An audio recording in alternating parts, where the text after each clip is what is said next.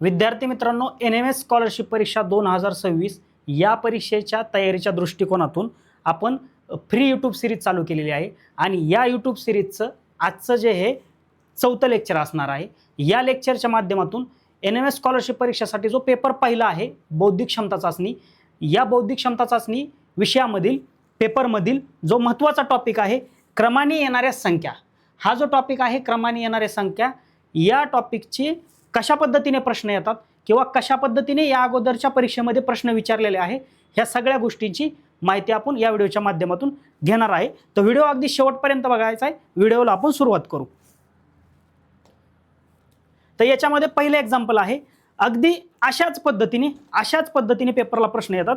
ज्या वेळेस अशा प्रकारचे प्रश्न तुमच्या डोळ्यासमोर येतील, अशा प्रकारचे प्रश्न पेपरमध्ये येतील, त्यावेळेस सगळ्यात महत्त्वाचं आपल्याला काय करायचं आहे, ज्यावेळेस असे प्रश्न दिसतील, मग ते संख्यांचे असतील, अक्षरांचे असतील, अक्षरांचा व्हिडिओ पाठीमागे आपण बनवलेला होता आणि त्याच्यामध्ये मी तुम्हाला सांगितलेलं होतं की प्रश्न समोर आल्यानंतर पहिल्यांदा आपण काय करायचं, डिफरन्स काढून घ्यायचा.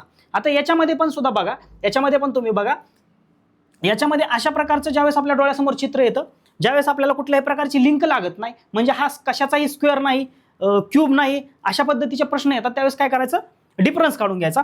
तर याच्यामध्ये काय करू आपण, याच्यामध्ये आपण याचा डिफरन्स काढून घेऊ. पहिल्यांदा आपल्याला काय करायचं, डिफरन्स काढायचा आहे. आता याच्यामध्ये जो 3 आणि 7 मध्ये डिफरन्स कितीचा आहे, डिफरन्स कितीचा आहे, +4 म्हणजे +4 म्हणजे 4चा डिफरन्स आहे. 3 आणि 4 7. मग याच्यानंतर 7 आणि 13 मध्ये कितीचा डिफरन्स आहे, 7 आणि 6 +6चा डिफरन्स आहे. 7 आणि 6 13. मग तसंच सेम तशा पद्धतीनेच ही क्रमिका पुढे जाईल, तशाच पद्धतीने ही क्रमिका पुढे जाईल आणि ही क्रमिका पुढे जाऊन आपल्याला क्वेश्चन मार्कच्या जागेवर, प्रश्नचिन्हाच्या जागी कोणती संख्या येईल ते शोधून काढायचे. मग इथं +6चा, मग यानंतर +8, त्यानंतर +10, त्यानंतर +12, +4, +6, +8, +10, +12. मग त्याच्यानंतर मग येत आहे का बरोबर बघा, 3 आणि 4 7, 7 आणि 6 13, 13 आणि 8 21, 21 आणि 10 31, 31 आणि 12 43, 31 आणि 12 43. मग इथं प्रश्नचिन्हाच्या जागी काय येईल, 43 + 14, 14 का, 4 6 8 10 12 14. मग 43 आणि 14, मग 43 आणि 10 53 आणि वरचं 4 57. मग पर्याय क्रमांक 2, 57 हे आपलं काय असणार आहे, उत्तर असणार आहे. 57 हे आपलं काय असणार आहे, उत्तर असणार आहे. म्हणजे आपण हा प्रश्न कशा पद्धतीने सोडला, हा प्रश्न आपण डिफरन्स काढून त्या दोन्ही संख्यांमधला फरक काढून सोडवला. आता पुढचा प्रश्न बघू, आपण पुढचा एक्झाम्पल बघू.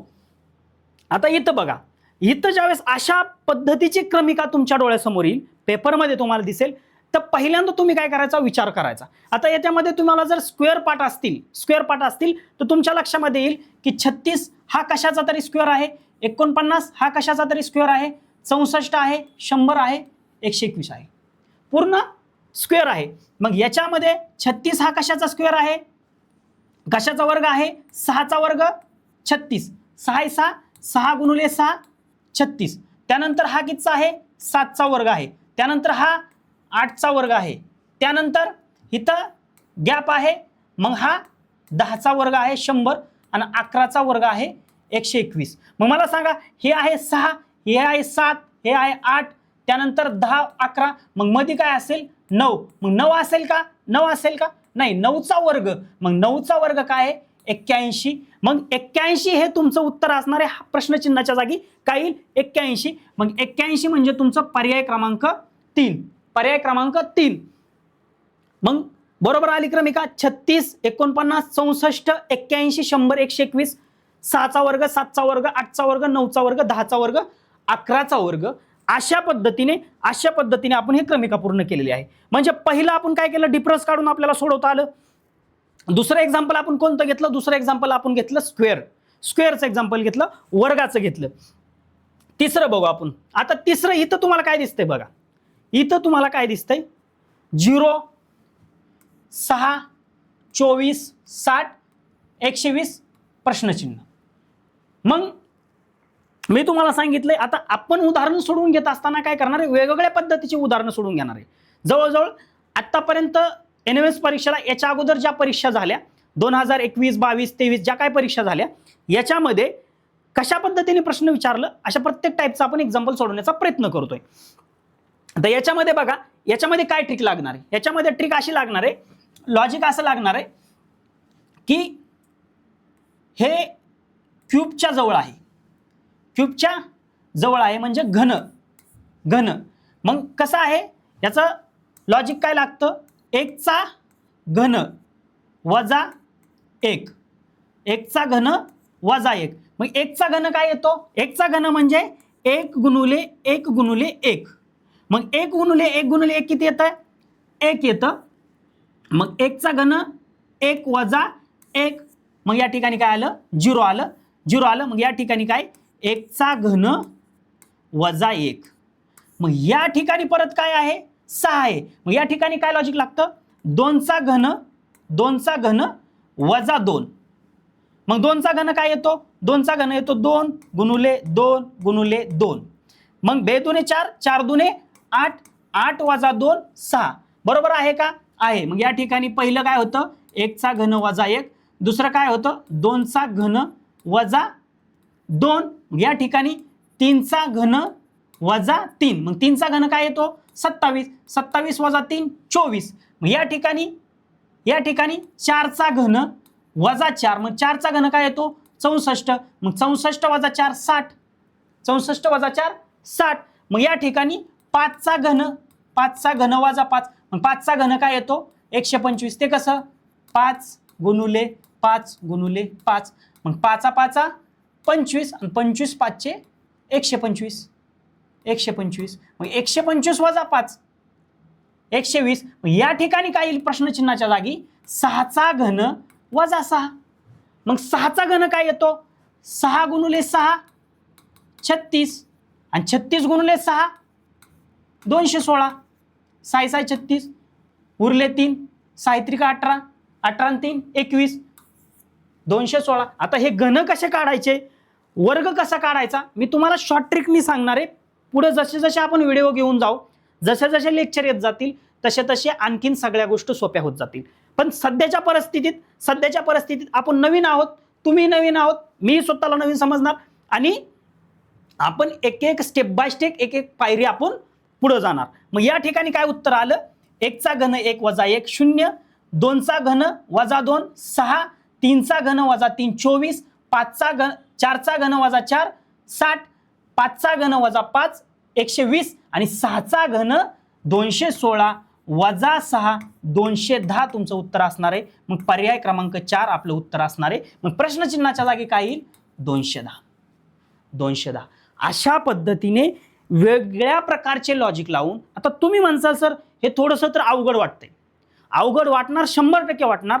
परंतु ज्यावेळेस तुम्ही अशा पद्धतीच्या प्रश्नांचा, अशा पद्धतीच्या उदाहरणांचा ज्यावेळेस पुन्हा पुन्हा सराव करसाल, आता हा सराव कुठून करायचा, कोणते पुस्तक वापरायचे, आम्ही काय तुम्हाला फ्रीमध्ये मटेरियल देणार का, नोट्स देणार का, PDF देणार का, ह्या गोष्टी मी तुम्हाला सांगणार आहे आणि देणार बी आहे. पण सध्याच्या परिस्थितीत एक गोष्ट लक्षात घ्या, ज्या वेळेस तुम्ही अशा प्रश्नांचा पुन्हा पुन्हा सराव करसाल त्यावेळेस अशा प्रकारचे प्रश्न तुम्हाला चिल्लर वाटायला लागतील. आणि ज्या वेळेस तुमच्यासमोर प्रश्न येईल त्यावेळेस तुम्ही तो प्रश्न एकदम 20 सेकंद 30 सेकंदाच्या आत तुम्ही तो प्रश्न, ते उदाहरण तुम्ही सोडवणार. पुढचं बघू. आता याच्यामध्ये उदाहरण क्रमांक 4. आता याच्यामध्ये बघा, याच्यामध्ये 2 3 5 7 11 प्रश्नचिन्ह 17 19. मग याच्यामध्ये पण तुम्ही डिफरन्स काढणार का, नाही. डिफरन्स तुम्हाला पहिल्यांदा काय लॉजिक लागतंय का ते बघायचं, स्क्वेअरचं लागतंय का नाही, क्यूबचं लागतंय का म्हणजे वर्गाचं लागतंय का नाही, घनाचं लागतंय का नाही, वर्गमूळ घनमूळ नाही लागत. मग त्याच्यानंतर नैसर्गिक संख्या, मूळ संख्या, म्हणजे अशा भरपूर जसं जसं तुम्ही एक्झाम्पल सोडत जासाल. आता या ठिकाणी काय आहे बघा, 2 ही काय आहे, ह्या तुम्हाला कसल्या संख्या दिसतात बघा, ह्या ज्या संख्या आहेत त्या मूळ संख्या आहेत. मूळ संख्या म्हणजे काय, मूळ संख्यांची व्याख्या काय होते, मूळ संख्यांची व्याख्या काय होते,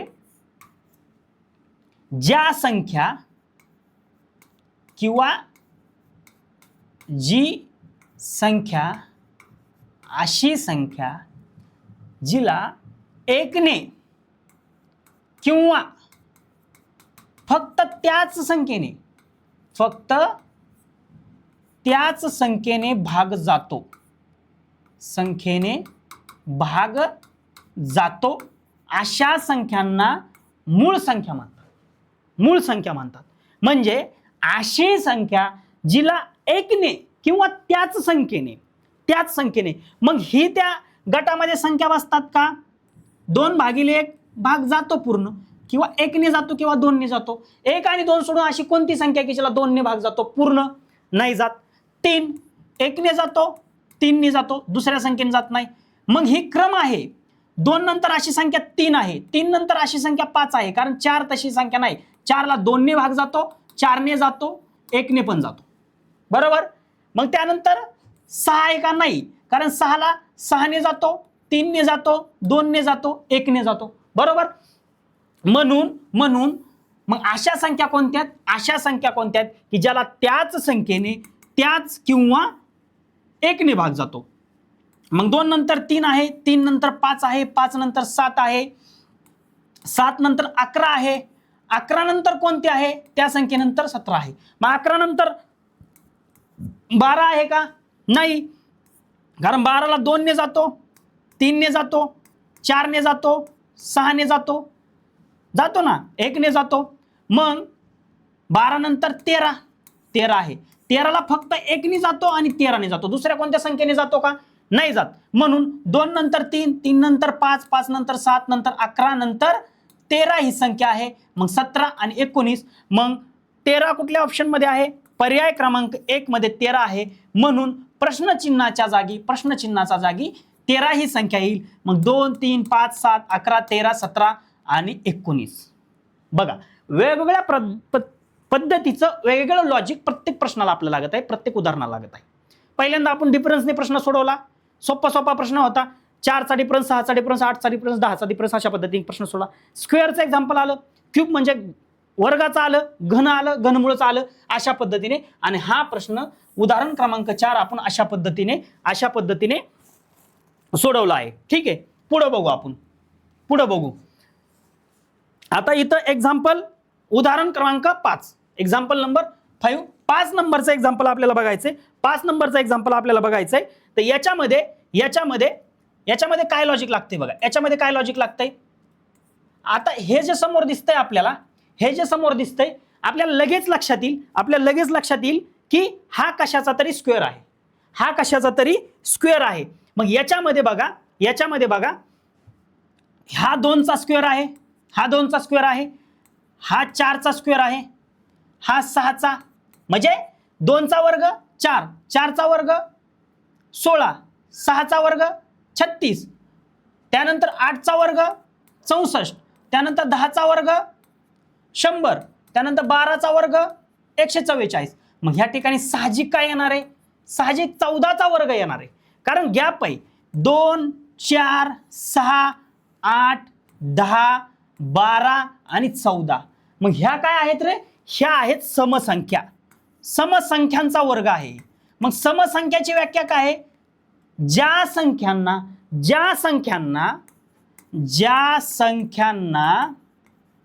2ने निशेष भाग जातो. निशेष म्हणजे काहीही शिल्लक राहत नाही, खाली पूर्ण भाग जातो, निशेष भाग जातो, अशा संख्यांना समसंख्या म्हणतात. मग 2 नंतर 4 आहे, 4 नंतर 6 आहे, 6 नंतर 8 आहे, 8 नंतर 10 आहे, 10 नंतर 12 आहे, 12 नंतर 14चा वर्ग. मग 14चा वर्ग काय येतो? 14चा वर्ग येतो 14 गुणिले 14 196 करून बघा. मग पर्याय क्रमांक 4 आपलं उत्तर असणार आहे. पर्याय क्रमांक 4 आपलं उत्तर असणार आहे. म्हणजे या ठिकाणी स्क्वेअर आला, पण कशाचा वर्ग आला, कशाचा स्क्वेअर आला? समसंख्यांचा. किंवा असं मी समजू शकता 2चा गॅप आहे. 2 4, 4 2 6, 6 2 8, हे आहे, पण सोपं जाण्यासाठी समजण्यासाठी मी तुम्हाला काय सांगितलं, समज संख्या. मग एका ठिकाणी आपण काय बघितलं, मूळ संख्या कामाला आल्या, आपल्याला मूळ संख्या कामाला आल्या, आणि एका ठिकाणी आपल्याला समसंख्या कामाला आल्या उदाहरणं सोडवण्यासाठी. आता तुम्ही काय म्हणसाल, सर तुम्ही सांगताय मग एवढं अवघड असतं का, की याच्यापेक्षा अवघड प्रश्न NMS साठी विचारले जातात. म्हणून मी तुमच्यासाठी काय केलेलं आहे, NMS 2021 NMS 2021 हा प्रश्न 2021 ला प्रश्न आला होता, आणि एका वर्षी एकाच प्रश्नात हा आहे तुमचा प्रश्न मेन, आणि याच्यामध्ये सब म्हणजे उपप्रश्न दिलेले तुम्हाला 1 आणि 2. म्हणजे तुम्हाला ह्या टॉपिकवर क्रमाने येणाऱ्या संख्यावर 2 प्रश्न आहे. मग मला सांगा, क्रमाने येणाऱ्या अक्षरावर 2 प्रश्न आले आणि क्रमाने येणाऱ्या संख्येवर 2 प्रश्न आले, कमीत कमी तर 4 मार्क तुमचे एका टॉपिकवर होऊन जातात लॉजिकवरती. म्हणजे पहिला जो पेपर आहे बौद्धिक क्षमता चाचणी, तो किती महत्वाचा आहे तुम्हाला लक्षात येत असेल याच्या माध्यमातून. ठीक आहे. मग 2021 ला प्रश्न आलता. प्रश्न काय होता, पुढील प्रश्नात क्रमाने कोणती संख्या येईल तो योग्य पर्याय निवडा. मग या ठिकाणी पहिला प्रश्न त्यांनी काय दिलेला आहे, याच्यामध्ये 0.5, 2, 4.5, 9, 16.5 आणि प्रश्नचिन्ह असं दिलं होतं. मग याच्यामध्ये काय तुम्हाला सांगितलं, स्क्वेअर आहे का, नाही. क्यूब आहे का, नाही. म्हणजे वर्ग आहे का, नाही. वर्गमूळ नाही. घन नाही. घनमूळ नाही. मूळ संख्या नाही. पॉइंटमध्ये नैसर्गिक संख्या काही लागत नाही. मग काय करायचं, फरक काढून घ्यायचा. सोपं आहे ना. मग फरक काढला. 0.5 मध्ये आणि 2 मध्ये कितीचा फरक आहे, 1.5 चा. 2 मध्ये आणि 4.5 मध्ये कितीचा फरक आहे, 2.5 चा. 4.5 मध्ये आणि 9 मध्ये कितीचा फरक आहे, 4.5 चा. मग 9 मध्ये आणि 16.5 मध्ये कितीचा फरक आहे, 9 आणि 7 16, म्हणजे 7.5 चा फरक आहे. मग पुढं याच्यावरून तर काही लॉजिक लागत नाही. मग फरकांचा फरक काढून बघायचा. नाही समजलं, नाही लक्षात आलं, फरकाचा सुद्धा फरक काढायचा. मग फरकाचा फरक आपण काढला. 1.5 आणि 2.5 मध्ये कितीचा फरक आहे, +1. 2.5 आणि 4.5 मध्ये कितीचा फरक आहे, +2. 4.5 मध्ये आणि 7.5 मध्ये कितीचा फरक आहे, +3. मग 1 आहे, 2 आहे, 3 आहे. मग आपण काय करू, +4 करून बघू. +4 याच्यात नाही करायचं. 7.5 मध्ये +4 केलं, मग 7.5 मध्ये +4 केलं, 7.5 मध्ये +4 केलं, 11.5 झालं, 11.5 झालं, 11.5. मग आता काय करायचं, 16.5 मध्ये 11.5 मिसळायचं, 16.5 मध्ये 11.5 मिसळायचं.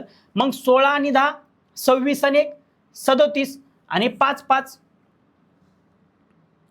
16 आणि 10 26, 26 आणि 1 27 आणि हे 5 5, म्हणजे 0.50 किती आलं, 28.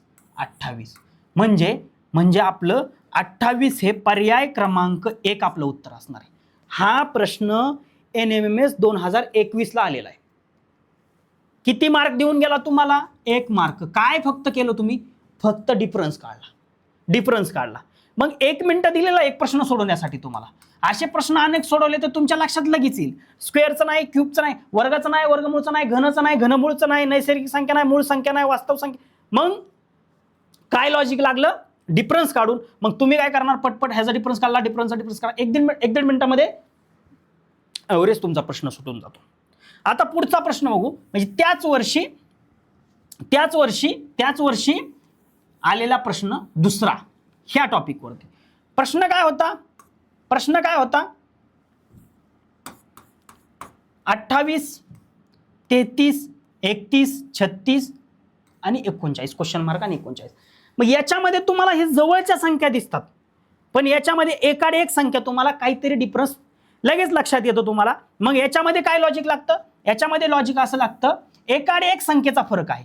एकाड एक म्हणजे 28, 31, 33, 36, 31 क्वेश्चन मार्क, 36, 39 क्वेश्चन मार्क, पुढची संख्या अशा पद्धतीने जाते.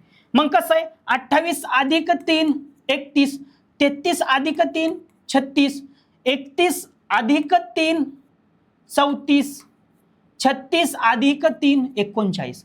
म्हणजे 3चा डिफरन्स आहे, पण एकाड एक संख्यामध्ये डिफरन्स आहे. एकाड एक संख्यामध्ये डिफरन्स आहे. हा लॉजिक लागते. लक्षात घ्या. लक्षात आलं का तुमच्या, बघा तुम्ही पुन्हा बघा, व्यवस्थित बघा.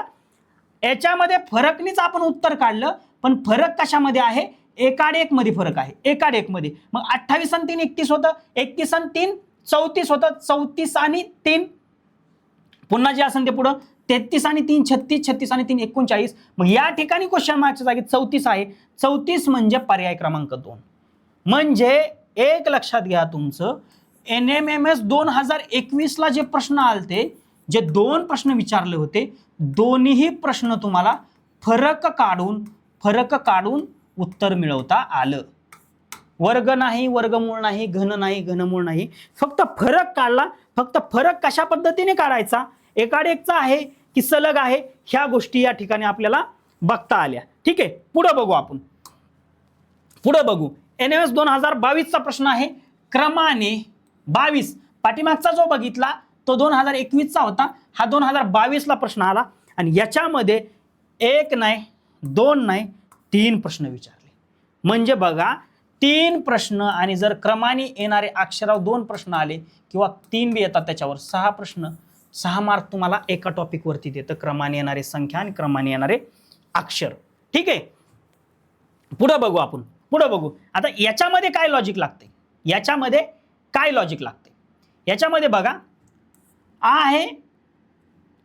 आहे 2 चा वर्ग, हा आहे 3 चा वर्ग. ठीक आहे, हा आहे 5 चा वर्ग, हा आहे 7 चा वर्ग. मग अशा पद्धतीचा प्रश्न आला होता. म्हणजे अशा पद्धतीचा म्हणजे या ठिकाणी काय आहे, 2 3 5 7 क्वेश्चन मार्क. म्हणजे 2 चा वर्ग आहे, 3 चा वर्ग आहे, 5 चा आहे, 7 चा आहे. मग लक्षात येईल तुम्हाला, ही 2 ही 3 5 7 ही मूळ संख्या आहे. मूळ संख्याची डेफिनेशन काय सांगितली होती आपण प्रॅक्टिसच्या उदाहरणामध्ये, सरावाच्या प्रश्नामध्ये पाठीमागच्या, अशा संख्या ज्या संख्यांना एक किंवा त्याच संख्येने, फक्त त्याच संख्येने भाग जातो अशा संख्यांना काय म्हणतात, मूळ संख्या म्हणतात. मूळ.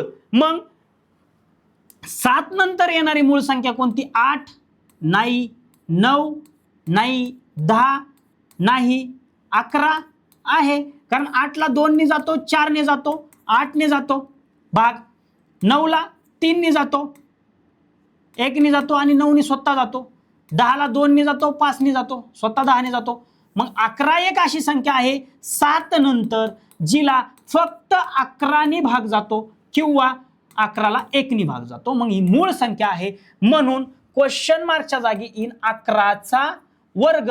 मग 11 चा वर्ग येतो 121, पर्याय क्रमांक 2. म्हणजे 2 चा वर्ग, 3 चा वर्ग, 5 चा वर्ग, 7 चा वर्ग, 11 चा वर्ग 121. 1 मार्क फिक्स. कशावरनं, मूळ संख्यांच्या वर्गावरनं. पुढचा प्रश्न बघू आपण. पुढचा प्रश्न पहिला झाला सोडवून, दुसरा त्याच वर्षी आलेला. याच्यामध्ये बघा, पाठीमागच्या 2021 ला जशा पद्धतीने प्रश्न आला होता, एकाड एकचा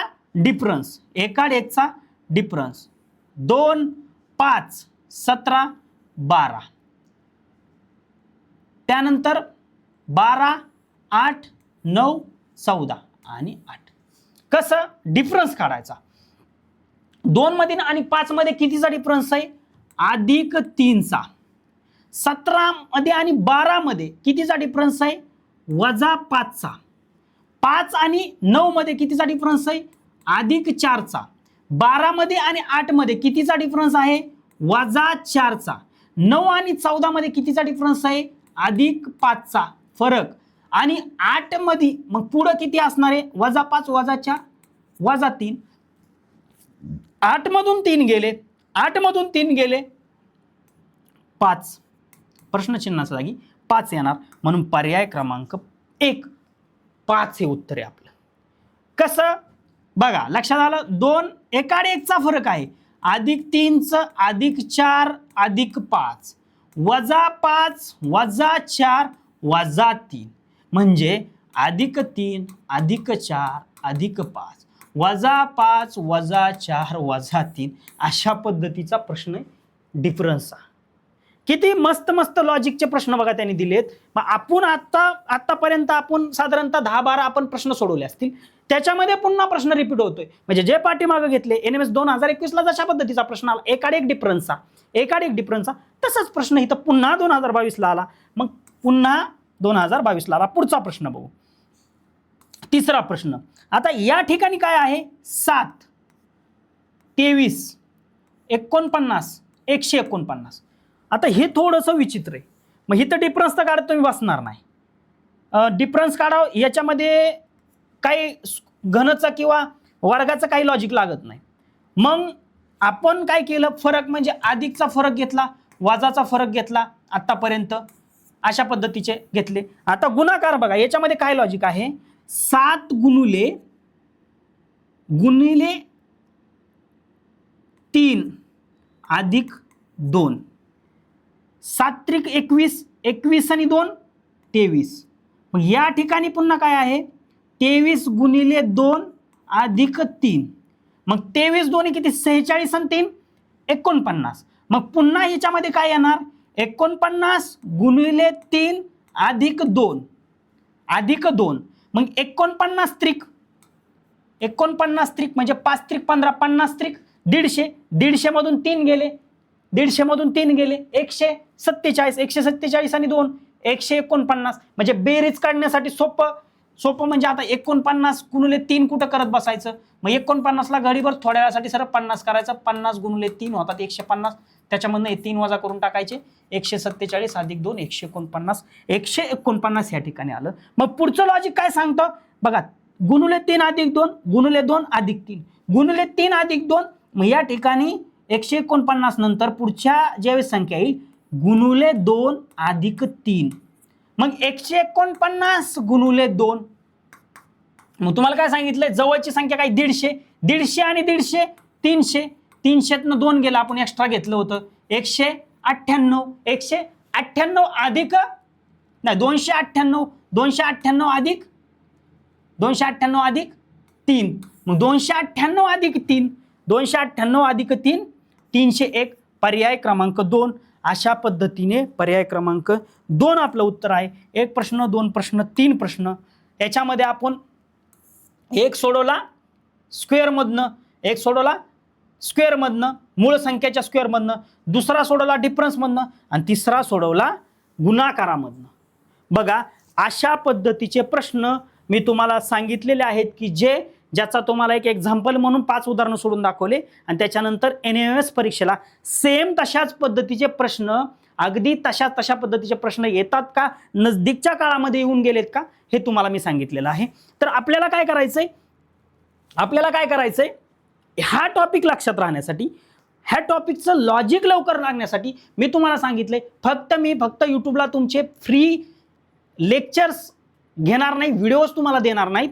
तर तुमच्याकडून सराव सुद्धा करून घेतला जाणार आहे. फक्त तुम्हाला काय करायचंय जबाबदारीने तुम्हाला सुद्धा 48,000ची स्कॉलरशिप मिळवायची असेल तर प्रामाणिकपणे काय करायचं प्रामाणिकपणे हे जे लेक्चर आहेत ते लेक्चर करायचे. लेक्चर करून झाल्यानंतर PDF मधून अभ्यास करायचा. अभ्यास करून झाल्यानंतर DPP मधून प्रश्न सोडवायचे आणि DPP मधनं प्रश्न सोडून अशा पद्धतीचं तुम्ही ह्या जर पॅटर्नने केला तर तुम्हाला पेपरला 100% चांगल्या पद्धतीचे मार्क्स 90%पेक्षा जास्त मार्क्स तुम्हाला मिळून जातील. ठीक आहे. मग आता होमवर्कसाठी तुम्हाला काय करायचं अशा पद्धतीचे प्रश्न तुम्हाला सोडवण्या येण्यासाठी पहिल्यांदा काय करायचं वर्ग आणि वर्गमूळ कमीत कमी 20 पर्यंत पाठ करायचे. 20 पर्यंत लिहून काढायचे पाठ करायचे लिहून काढायचे परत पाठ करायचे पेक्षा लिहायचं वाचायचं. त्यानंतर दुसरी गोष्ट घन आणि घनमूळ 10 पर्यंत कमीत कमी. याच्या पुढे जर प्रश्न आला 12 वर ते कशा पद्धतीने घन काढायचा मी तुम्हाला सांगतो. पण कमीत कमी आपल्याला वर्ग आणि वर्गमूळ 1 ते 1 ते 20 आणि घन आणि घनमूळ 1 ते 10. तिसरी गोष्ट, नैसर्गिक संख्या कशाला म्हणायचं, कोणत्या. त्यानंतर चौथी गोष्ट मूळ संख्या कोणत्या, पूर्ण संख्या किती आहेत, कोणत्या आहेत. त्याच्यानंतर 6, नैसर्गिक झालं, मूळ झालं, पूर्ण झालं. संयुक्त संख्या म्हणजे काय, संयुक्त संख्या म्हणजे काय आणि कोणत्या आहेत. ठीक आहे. आणि त्याच्यानंतर महत्त्वाचं अजून 7वी गोष्ट, समसंख्या आणि विषम संख्या. एवढ्या माहीत करून घ्या. तुम्ही केलेला होमवर्क तर मी काय बघायला नाही येणार. तुम्ही तुमच्या आयुष्याचं कल्याण करून घ्यायचं असेल, स्कॉलरशिप मिळवायची असेल. आणि मी एक गोष्ट सांगतो तुम्हाला, ह्या जे आहेत नाही, वर्गमूळ, घनमूळ, नैसर्गिक मूळ संख्या, पूर्ण संख्या, संयुक्त संख्या, समसंख्या, तुम्ही 10वी झाल्यानंतर 12वी झाल्यानंतर कोणतीही स्पर्धा परीक्षा द्या, कोणतीही स्पर्धा, MPSC, बँकिंग, SSC, UPSC, याच्यावर प्रश्न आहेत, याच्यावरती प्रश्न. आता आपण जे शिकवलंय ना त्याच्यावरती प्रश्न आहे. मग मला सांगा, ह्या जो वयामध्ये तुम्ही जर स्कॉलरशिप मिळवायच्या दृष्टिकोनातून हे केलं, भले आपल्याला काहीतरी मिळणार आहे म्हणून केलं, तर तुमचा पाया कुठला भक्कम होतोय, पाया तुमचा कोणत्या दर्जाचा भक्कम होतोय याचा विचार तुम्ही करा. मग आपल्याला काय करायचंय, मी एवढा होमवर्क तुम्हाला दिलेला आहे आणि तुम्हाला आजच्या लेक्चरची PDF, जे आता लेक्चर झालेलं आहे त्याची PDF आणि DPP, म्हणजे सोडवण्यासाठी प्रश्न कुठं मिळतील. पाठीमागच्या वेळेस सांगितलं, सगळ्यांना माहिती आहे, प्ले स्टोअरमध्ये जायचं, प्ले स्टोअरमध्ये जाऊन ई-सारथी ऑनलाईन सर्च करायचं. हे बघा इथं बघा, ई-सारथी ऑनलाईन असं सर्च करायचं. ई-सारथी ऑनलाईन सर्च केलं, इन्स्टॉल करायचं. इन्स्टॉल माहिती आहे ना, इन्स्टॉल करायचं. इन्स्टॉल केल्यानंतर ॲप ओपन करायचं. ओपन केल्यानंतर मोबाईल नंबर टाकून रजिस्ट्रेशन करायचं. रजिस्ट्रेशनमध्ये मोबाईल नंबर टाकल्यानंतर OTP येतो, तो OTP टाकायचा. रजिस्ट्रेशन करताना तुमचं नाव आणि ॲड्रेस ह्या गोष्टी टाकून ॲप रजिस्ट्रेशन करून घ्यायचं. ॲप ओपन झालं, होमपेजला आले. होमपेजला आल्यानंतर अशा पद्धतीचं वर कॅटेगरी दिसन. कॅटेगरीवर क्लिक केल्यानंतर 8वी 9वी 10वी आणि ऑल स्कॉलरशिप सेक्शन दिसन. ऑल स्कॉलरशिप, ह्या ऑल स्कॉलरशिपमध्ये क्लिक करायचं. ऑल स्कॉलरशिपमध्ये क्लिक केल्यानंतर तुम्हाला अशा पद्धतीचं पेज दिसन, ज्याच्यामध्ये paid batches, free batches, test series, free PDF, printed books आणि यूट्यूब क्लासेस दिसतील. यूट्यूब क्लासेसच्या खाली जी फ्री PDF ऑप्शन आहे, फ्री PDF जो ऑप्शन आहे त्याच्यावर क्लिक करायचं. तुम्हाला DPP म्हणजे डेली प्रॅक्टिस पेपर, ज्याच्यामध्ये प्रश्न असतील 5 ते 10 सोडवण्यासाठी, आणि PDF म्हणजे आत्ताच्या लेक्चरमध्ये तुम्ही जे शिकला त्याची PDF मिळेल. याच्यामधनं तुम्हाला काय करायचं आहे, याच्यामधनं तुम्हाला अभ्यास करायचा आहे. तर अशा पद्धतीने आजचं आपलं NMS स्कॉलरशिप परीक्षेसाठी जो पेपर पहिला आहे, बौद्धिक क्षमता चाचणी, याच्यामध्ये जो महत्त्वाचा टॉपिक आहे, क्रमाने येणारे अक्षर, या टॉपिकवरती आजचं लेक्चर आपलं झालेलं आहे. लेक्चर जर तुम्हाला आवडलं असेल तर नक्की लेक्चरला लाईक करा आणि याच्या पुढचे व्हिडिओ फ्रीमध्ये बघण्यासाठी, प्रत्येक अपडेट तुमच्यापर्यंत पोहोचवण्यासाठी, तुमच्यापर्यंत मिळण्यासाठी आमच्या ई-सारथी ऑनलाईन यूट्यूब चॅनलला सबस्क्राईब करा. धन्यवाद.